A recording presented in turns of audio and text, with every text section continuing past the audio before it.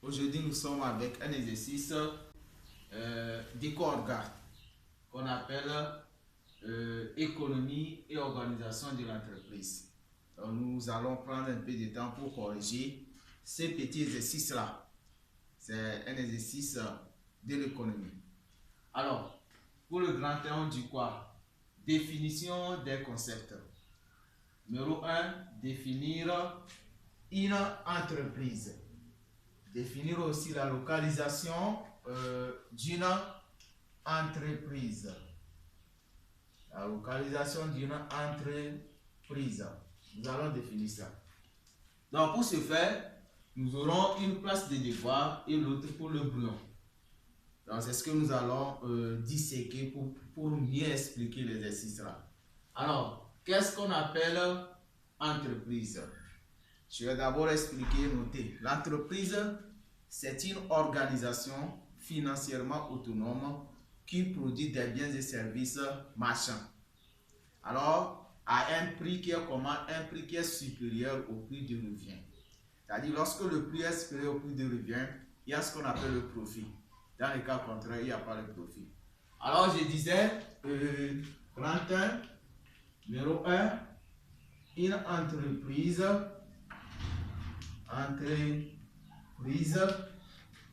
est une organisation financièrement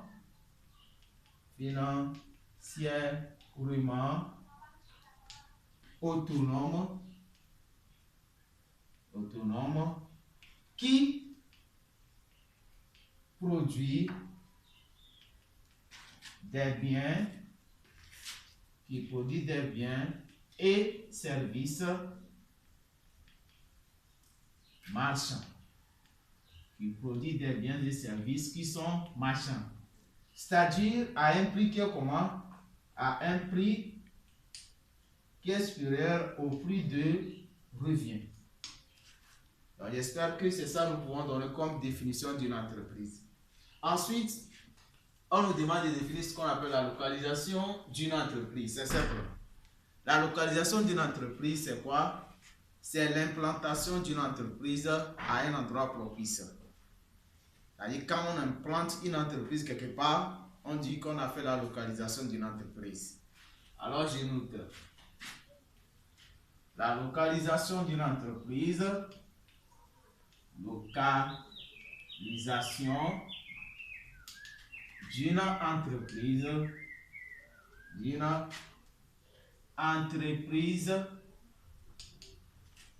C'est l'implantation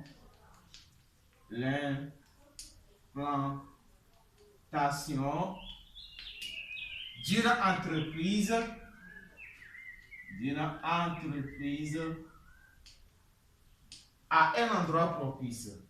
à un endroit propice. Voilà ce qu'on appelle la localisation d'une entreprise. C'est l'implantation d'une entreprise à un endroit propice. Maintenant, nous sommes avec le grand D, contrôle de connaissance. Là-bas, c'est un exercice de calcul. Là, on dit quoi? On dit l'entreprise Algérie spécialisée dans la production de films togolais a produit 50 000 films au prix unitaire de 1000 francs. À cet effet, l'entreprise avait prédit 200 ordinateurs portatifs à 100 000 francs l'un, 10 projecteurs à 500 000 francs l'un, et les frais divers sont à 1 million de francs. Alors, petit a, on dit répondre par vrai ou faux. A1. La production de l'entreprise est P égale à 50 millions. Alors, nous allons rapidement répondre à cette question. Pour ce faire, il faut d'abord connaître ce qu'on appelle production. Qu'est-ce qu'on appelle production? La production, c'est la combinaison des facteurs de production pour pouvoir obtenir un produit. Sinon, c'est le fait de produire, le fait de donner naissance à quelque chose. C'est ce qu'on appelle la production. Maintenant, ils disent la production de l'entreprise est de P égale à 50 millions. Nous allons le faire. Nous, comme il s'agit ici de répondre par vrai ou faux, qu'est-ce que nous allons faire? Nous allons d'abord calculer sur un brouillon et voir si ce qu'ils ont donné ici, concernant le P, ça correspond à ce que nous avions trouvé. Alors, on va immédiatement sur quoi? Sur le brouillon pour pouvoir le faire. Nous savons d'avance que quoi? Nous savons d'avance que je fasse le brouillon qui est ici et je mets le brouillon ici. Brouillon. Nous savons d'avance que P, la production, égale ce qu'on a produit. Ici, qu'est-ce qu'on a produit?